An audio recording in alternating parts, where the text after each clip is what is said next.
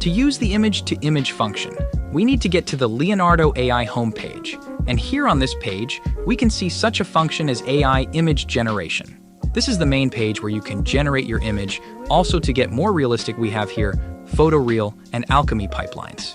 To use our image-to-image function, we need to get to image guidance where we can upload any image you want to generate.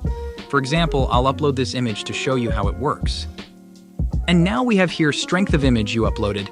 Higher values will more strongly guide the output, while lower values will potentially allow for more creative interpretation. For example, let's leave it at 0.3 and just type in a prompt section ultra realistic to get more realistic to your image.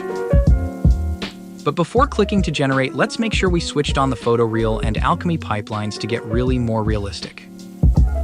Now to see our results, simply just click to generation history.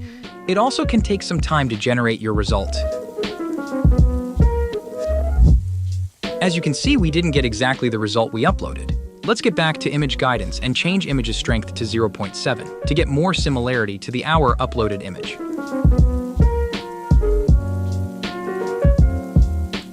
Now we got quite similar and realistic image, and now you know how to use image-to-image function. See you soon.